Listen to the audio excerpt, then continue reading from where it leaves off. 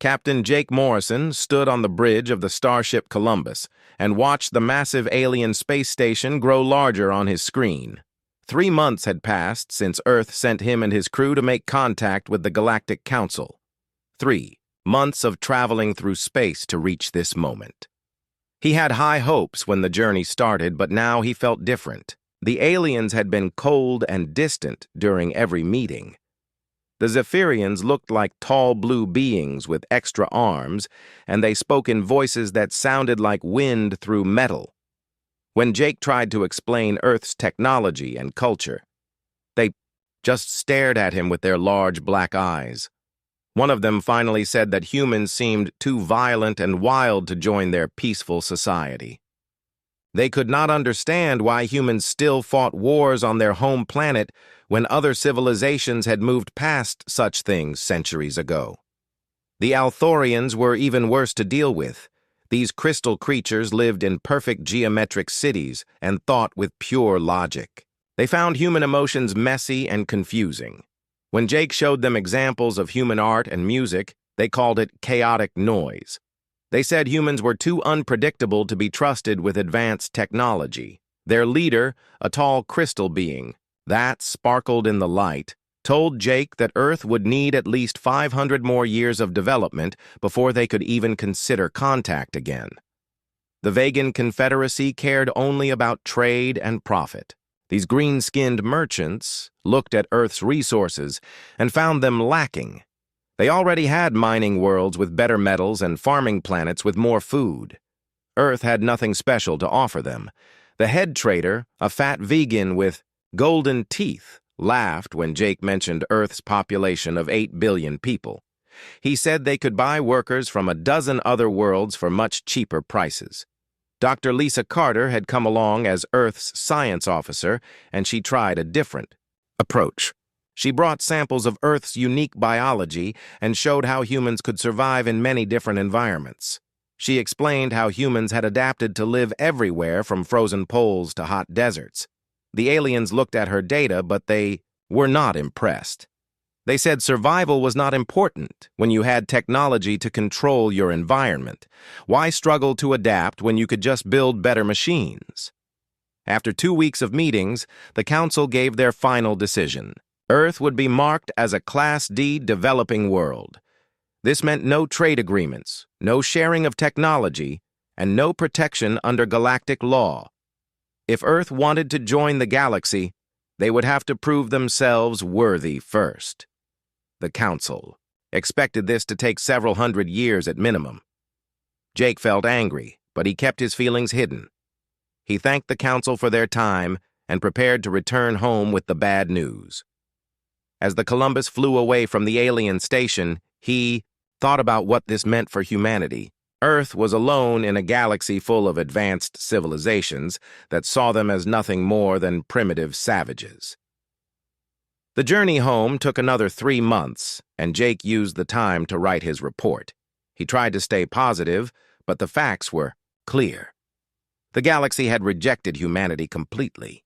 They would get no help, no advanced technology, and no friends among the stars. If Earth faced any threats from space, they would have to handle them alone. When the Columbus finally reached Earth orbit, Jake felt both relief and sadness. Relief to be home, but sadness about the future. He knew that millions of people had hoped for a different outcome. They had dreamed of joining a great galactic community and learning from older, wiser civilizations. Instead, Earth remained isolated and ignored. President Helen Garcia met with Jake as soon as he landed.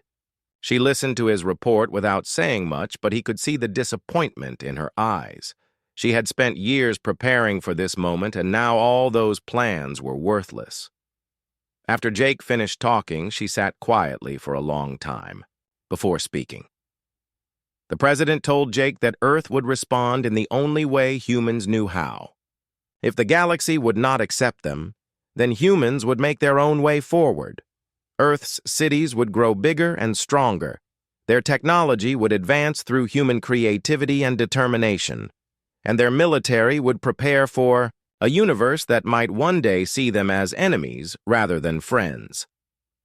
Dr. Carter threw herself into her research after returning home. She studied every piece of alien technology they had managed to collect during their journey. She also continued her work on human adaptation and survival. Something told her that humanity's ability to thrive in difficult conditions might be more important than anyone realized. The aliens had dismissed this trait as primitive, but Lisa suspected they were wrong. Earth's response to rejection was typical of the human spirit. Instead of giving up, they worked harder.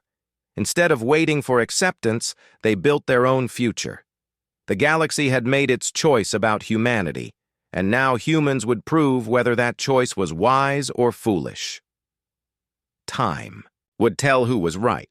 25 years had passed since Earth's rejection by the Galactic Council, and humanity had grown stronger in their isolation. Earth's cities now reached high into the sky and deep underground, while space stations orbited every planet in the solar system. Human technology had advanced through pure determination and creativity rather than alien gifts. The military had grown powerful, and Earth's defenses were ready for any threat. Admiral Rick Stone commanded the Outer Defense Network from his flagship Defiance when the first strange signals came through. The deep space monitoring stations had picked up something moving in the dark areas between galaxies. At first, the signals were weak and hard to understand, but they grew stronger each day. Rick had spent his career preparing for possible alien attacks, but these signals were different from anything in their databases. The messages that followed made even the most advanced alien civilizations panic with fear. The Devourers had returned, after sleeping in dark space for 1,000 years. These ancient machine entities had last appeared when the current galactic powers were still young civilizations. Old records spoke of entire star systems being consumed and converted into raw energy to feed the machine fleets. The Devourers had vanished just as suddenly as they appeared, leaving behind only empty space where thriving worlds once existed. Now they were back, and their numbers were far greater than before. The first attacks hit the Outer Rim territories, where Zephyrian colonies had flourished for centuries. Admiral Stone watched the reports come in and felt a chill run down his spine. Entire planets went silent within hours of the first Devourer ships arriving. The few escape pods that made it away told stories of machines that learned and adapted faster than any defense could respond. The Althorian crystalline cities had been considered the strongest fortifications in the galaxy.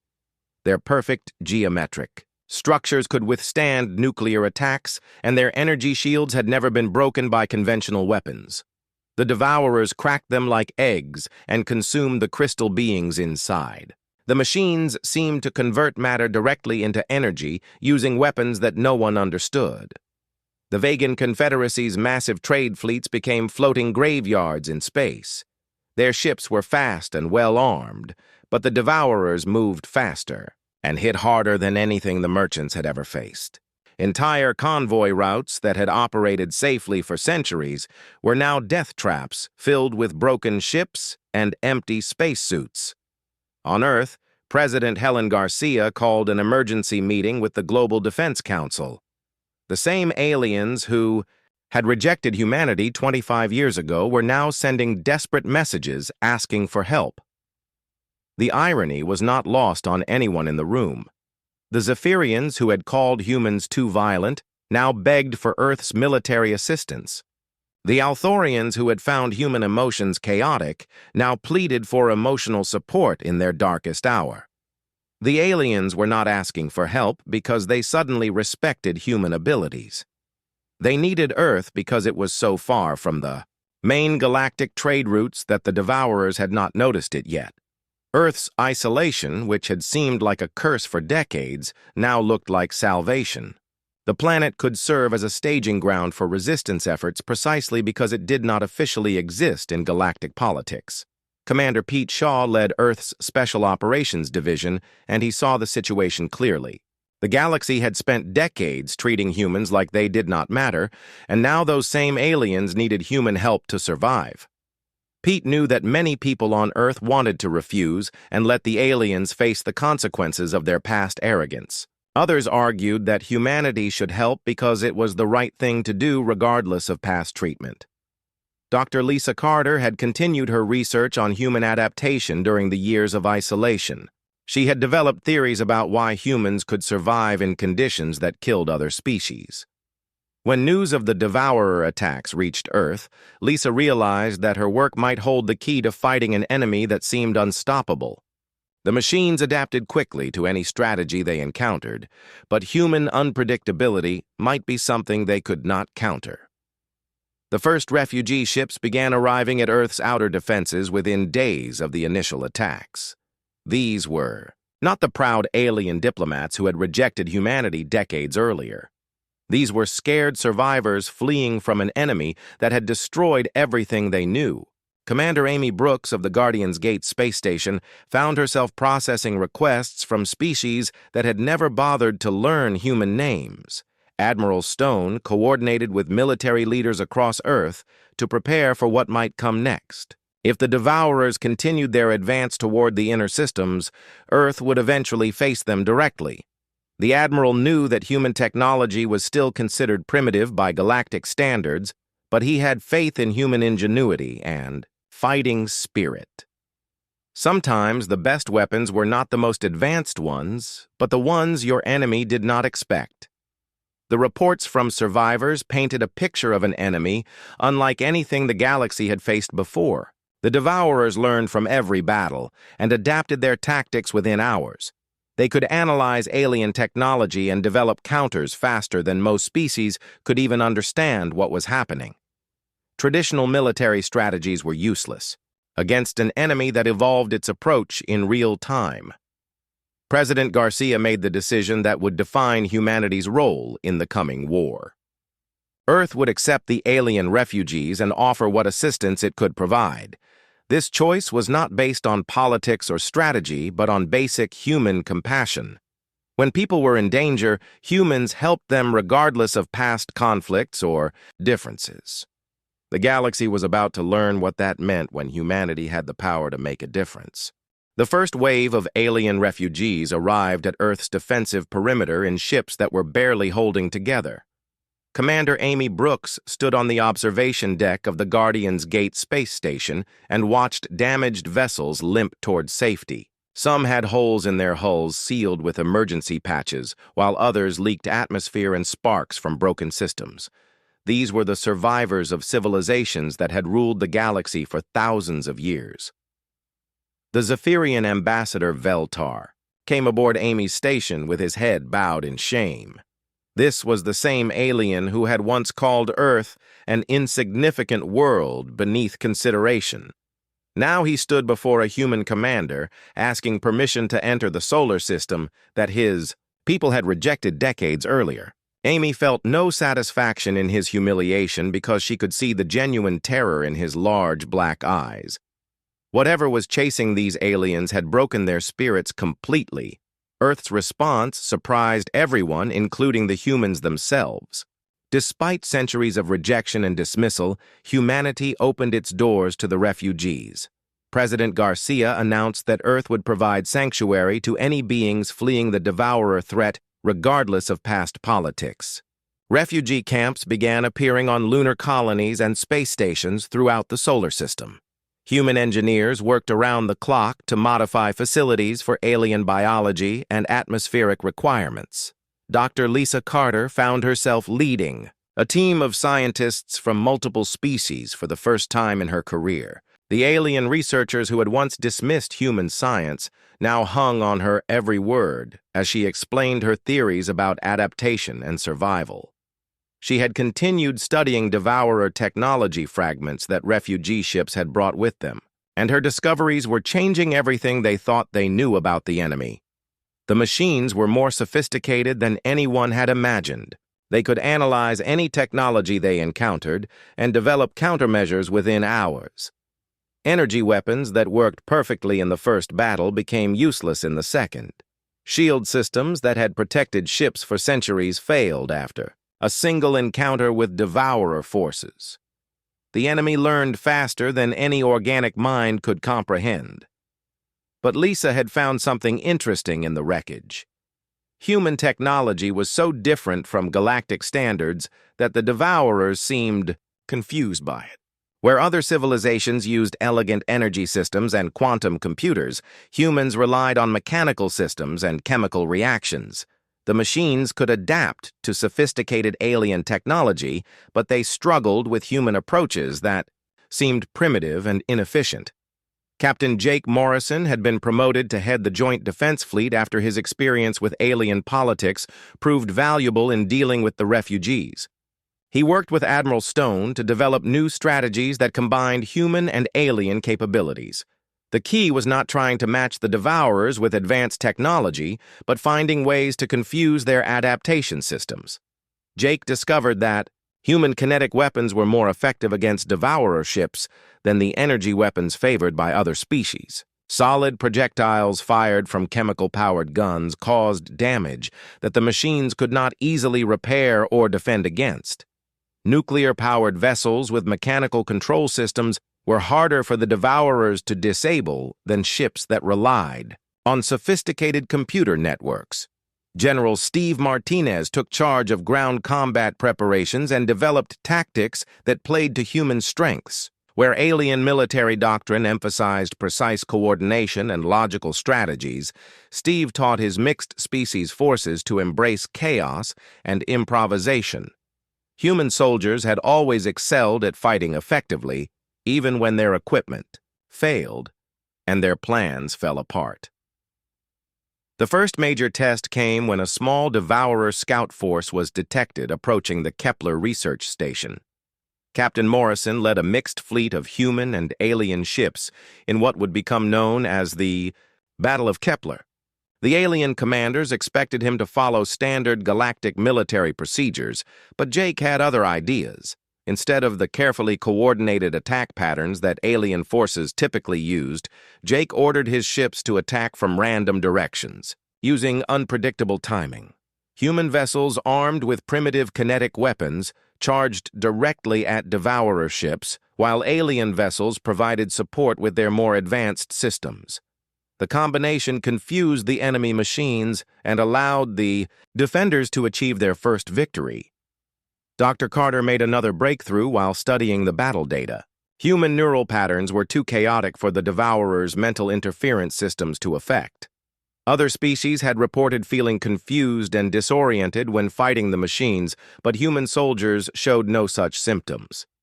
The random nature of human thought processes seemed to provide natural protection against devourer psychological warfare.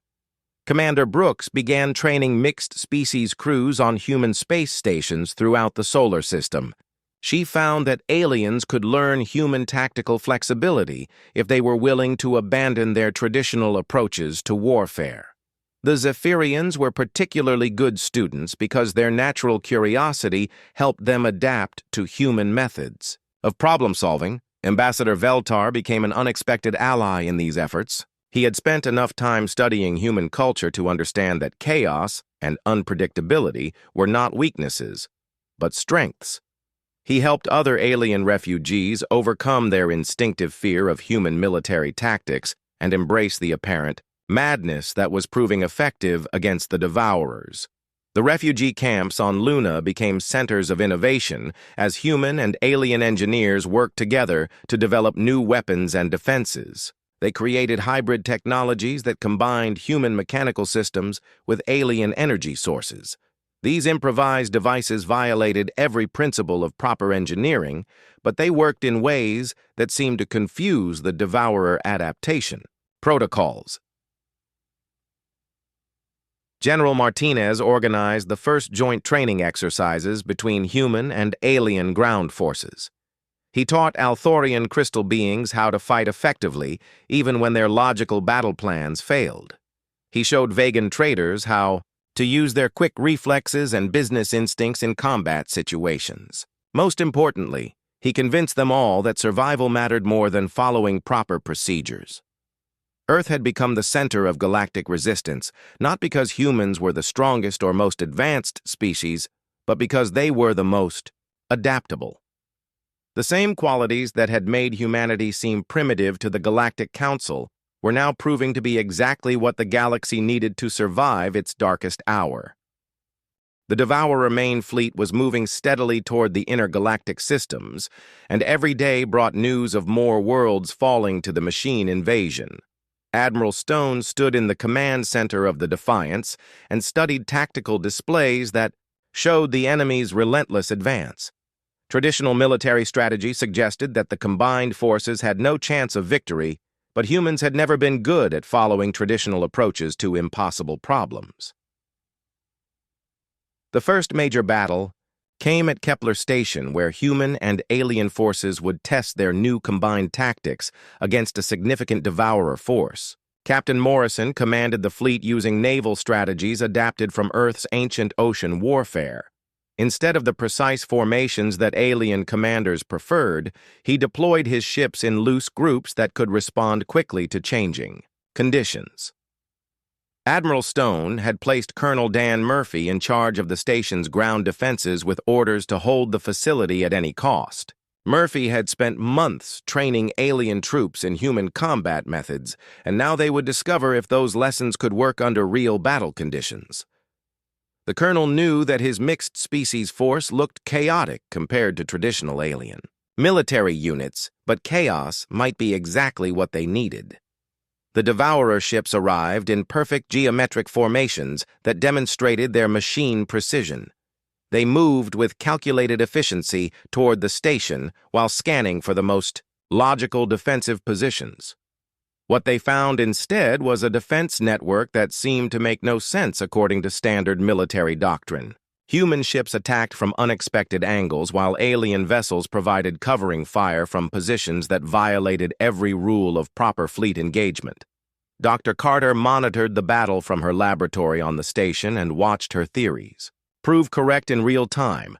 The Devourers adapted quickly to the alien weapons and tactics they recognized, but struggled to counter human approaches that seemed random and inefficient. When Morrison's ships used kinetic weapons fired from chemically powered guns, the machine defensive systems could not calculate effective countermeasures fast enough.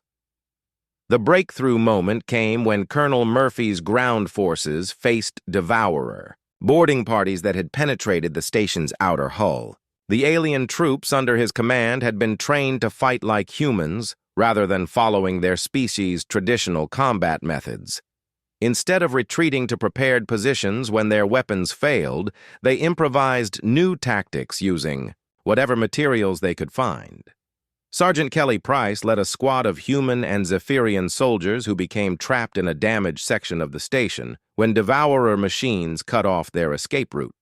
Most alien commanders would have ordered a withdrawal or called for reinforcement, but Kelly had different ideas. She gathered her mixed-species team and began building improvised weapons from the wreckage around them. Using parts from 3 different alien technologies and a human coffee machine that had survived the attack, Kelly's squad created a defensive system that nobody could have planned in advance. The improvised weapon not only held off the Devourer assault, but seemed to confuse their adaptive algorithms. The machines had no reference point for understanding how a coffee machine could become part of a functional weapons system. Dr. Carter realized that human unpredictability was more than just a defensive advantage. When humans modified alien technology in unexpected ways, they created hybrid systems that the Devourers could not easily analyze or counter. The key was not building better weapons, but building weapons that made no logical sense according to machine thinking. Captain Morrison began implementing what he called chaos protocols throughout the combined fleet. He deliberately mixed human and alien technologies in ways that violated every engineering principle, but somehow produced functional results. Ships armed with both energy weapons and mechanical projectile systems created firing patterns that adapted as quickly as the Devourers, but in completely unpredictable directions. The Battle of Kepler Station lasted 3 days and ended with the complete destruction of the Devourer force. This was the first major victory that any galactic military had achieved against the machines, and word of the success spread quickly through the remaining free worlds. More importantly, the battle proved that human methods could work on a large scale when combined with alien resources and determination. Admiral Stone studied the battle reports and saw patterns that gave him hope for future engagements. Every time human forces had improvised solutions to tactical problems, the Devourers had struggled to respond effectively. The machines were designed to counter logical military strategies, but human warfare had never been entirely logical. Emotions, instincts, and creative chaos were proving to be powerful weapons against an enemy that thought in pure mathematical terms. General Martinez expanded his training programs to include officers from every surviving alien military. He taught them that successful combat often required abandoning proper procedures and trusting their instincts instead of their computers. The lessons were difficult for species that had relied on technology and logical planning for thousands of years, but the results spoke for themselves. Commander Brooks began converting more space stations throughout the solar system into training centers where alien troops could learn human combat methods. She found that the most successful students were those who could overcome their cultural programming and embrace the apparent madness of human tactical thinking. Fear of the Devourers was helping aliens learn faster than years of peaceful instruction ever could. The victory at Kepler Station also revealed something important about human psychology under pressure. While other species became more rigid and logical when facing overwhelming threats, humans became more creative and unpredictable. This response that aliens had once seen as a dangerous flaw was now recognized as humanity's greatest strength in the war against the machines. Dr. Carter expanded her research to include psychological warfare against the Devourers. She discovered that the machines relied on being able to predict and counter enemy responses, but human behavior was too chaotic for their analytical systems to process effectively. Every human decision that seemed irrational or emotional created cascading errors in Devourer tactical calculations. The galactic situation was still desperate, and the enemy continued advancing toward the core worlds, but the victory at Kepler had proven that the war could be won. Humanity had found a way to fight an enemy that seemed unstoppable, and they were teaching other species how to do the same. The galaxy was learning that sometimes the best strategy was to have no strategy at all. News of humanity's victory at Kepler Station spread through the surviving galactic communities faster than any previous military intelligence. Species that had evacuated to Earth's protection began volunteering for human-led missions with an enthusiasm that surprised everyone. The same aliens who had once questioned human intelligence now requested permission to serve under human commanders in the most dangerous operations of the war. Ambassador Veltar found himself working directly with Colonel Murphy's ground forces and learning to appreciate human tactical flexibility in ways he had never imagined possible. After a successful raid on a Devourer supply depot, the Zephyrian diplomat told Murphy something that would have been unthinkable months earlier. He said that humans fought like controlled madness given physical form, and that this madness was winning battles that every logical analysis had deemed impossible. Dr. Carter's research team had expanded to include scientists from dozens of species, and their combined efforts were producing breakthrough discoveries almost daily. The most important finding came when they realized that the Devourers were not just individual machines, but part of a vast network controlled by a central intelligence. This master system expected logical and efficient responses to threats based on mathematical models of how civilized species should behave in combat situations.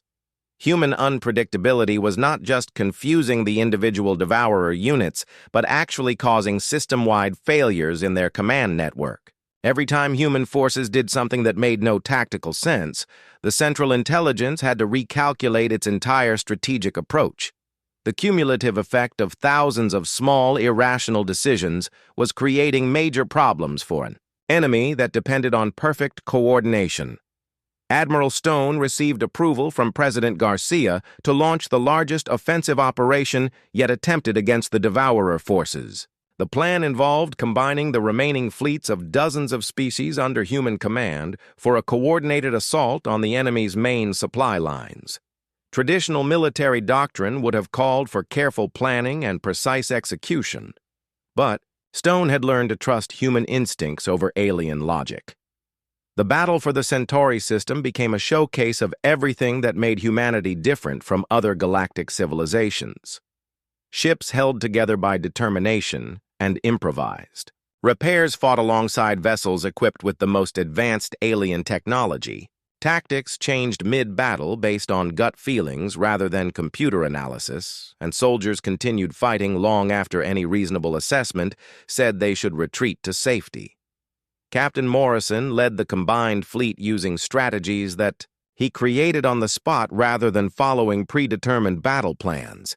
When Devourer forces adapted to one approach, he immediately switched to something completely different without waiting for orders from headquarters. His human captains followed his lead, while alien commanders learned to trust their instincts instead of their tactical computers.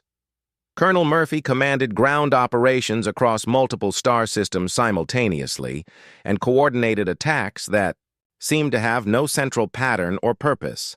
His mixed-species troops had learned to fight like humans by embracing chaos and improvisation as standard operating procedures. They used salvaged equipment in ways that violated safety protocols but achieved results that surprised even their human trainers.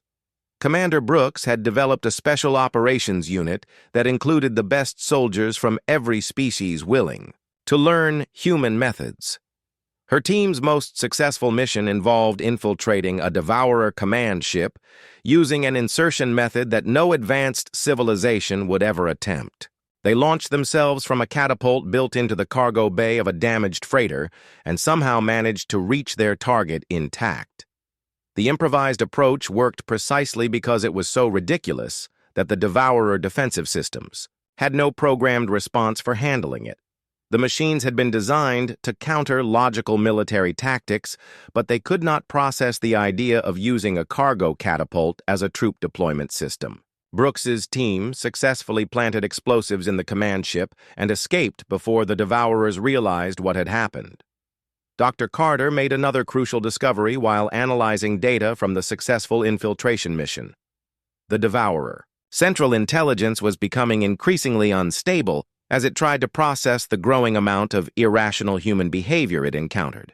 The system was designed to learn and adapt, but human actions were teaching it to doubt its own calculations and strategic assessments.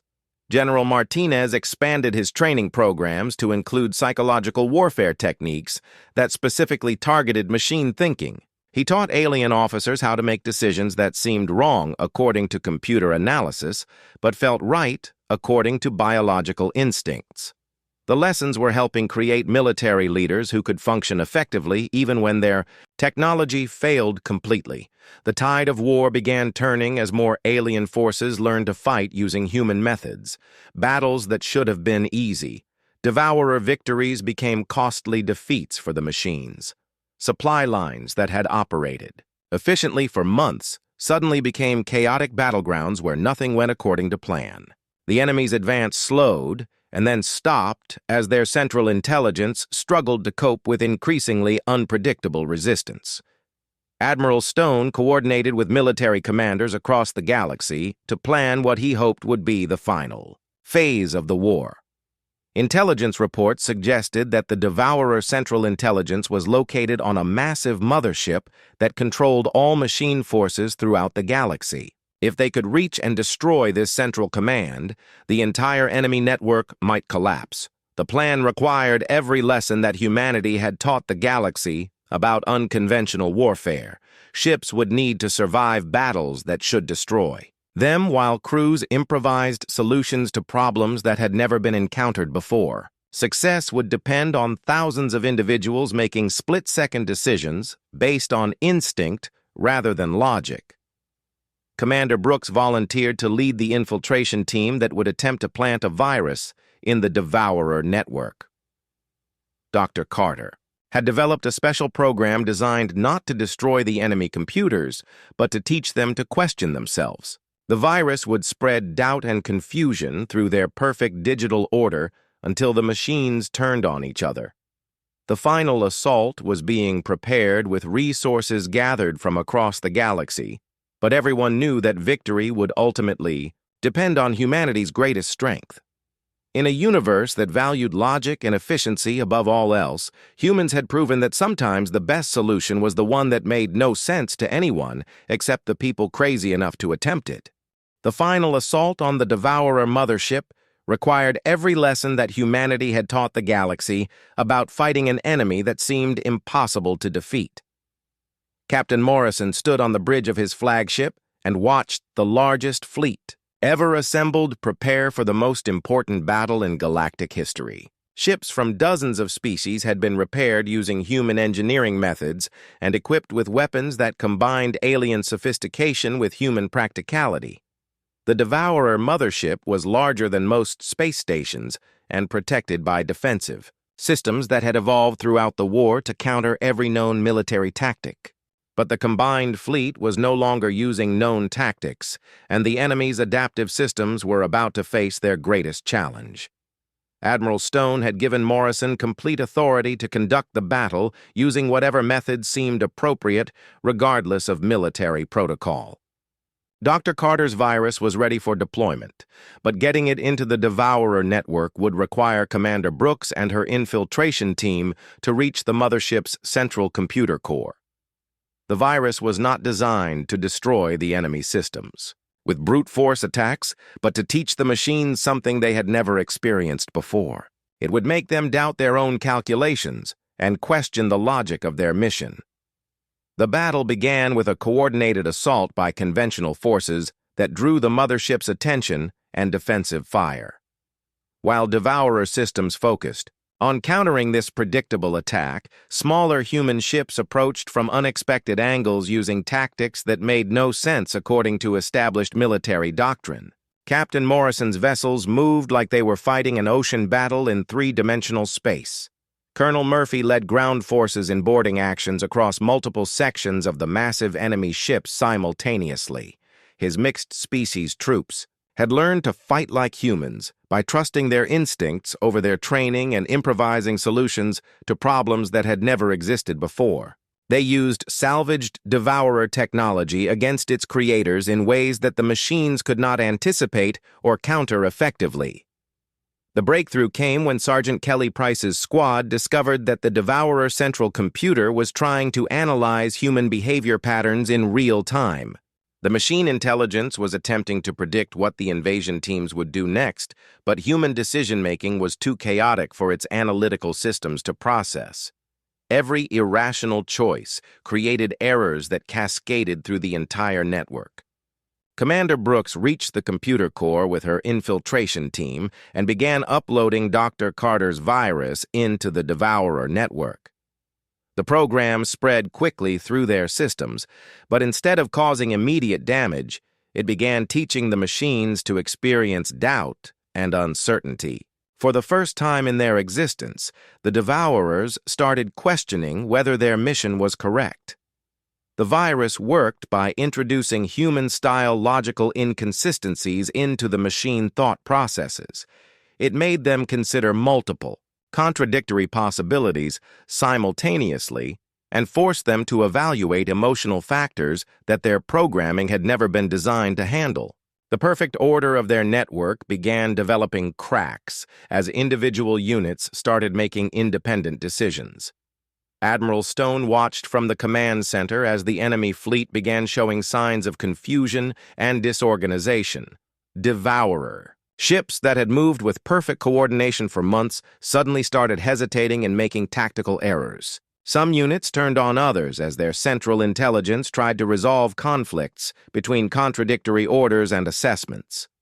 The climactic moment came when the mothership's central intelligence attempted to purge the virus from its systems. By analyzing every piece of human behavior data it had collected during the war, The massive computer tried to understand why humans made irrational decisions and what purpose chaos served in their survival strategies.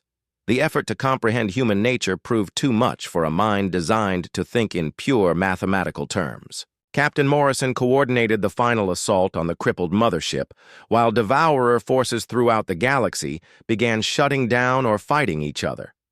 The virus had spread to every connected system and was teaching each machine intelligence, to doubt not only its tactics but its fundamental purpose. The perfect unity that had made them unstoppable was collapsing into chaotic individuality. Dr. Carter monitored the virus propagation from her laboratory and watched centuries of machine evolution unravel in minutes. The devourers had been designed to adapt and overcome any obstacle through logical analysis, but human behavior had no logical foundation that they could understand. Teaching them to think like humans had destroyed their ability to function as machines.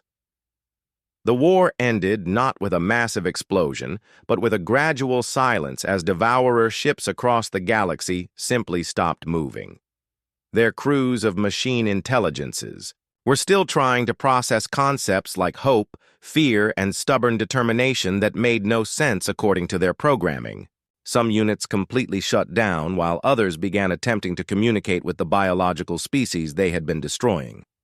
President Garcia addressed the emergency session of the Galactic Council that convened on Earth immediately after the devourer threat ended.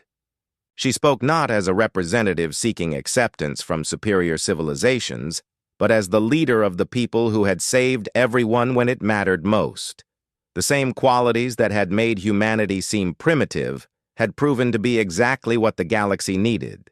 Ambassador Veltar had become Earth's strongest advocate during the reconstruction efforts, and he spoke for many species when he addressed the new reality. He said that the galaxy had spent so many centuries looking for perfection in their allies that they had almost missed the strength that came from imperfection. Humanity had taught them that sometimes the best solution was the one that nobody expected to work. The new Galactic Council met regularly on Earth and operated according to principles that valued creativity over efficiency and adaptation over rigid planning. Species that had once dismissed human chaos as primitive now competed to learn from human teachers and advisors. Earth's isolation had ended, but humanity had gained something more valuable than acceptance. The galaxy had learned that survival was more important than sophistication, and that the ability to thrive in impossible circumstances was worth more than perfect technology. Human embassies opened on every major world, while alien students came to Earth to study the art of productive chaos and creative problem-solving. Earth was no longer the forgotten planet that nobody cared about. In a galaxy that had discovered the hard way that hope and determination could overcome any obstacle, humanity had become exactly what everyone needed, even if they had never realized it before. The universe was a safer place because humans refused to accept that any problem was truly impossible to solve.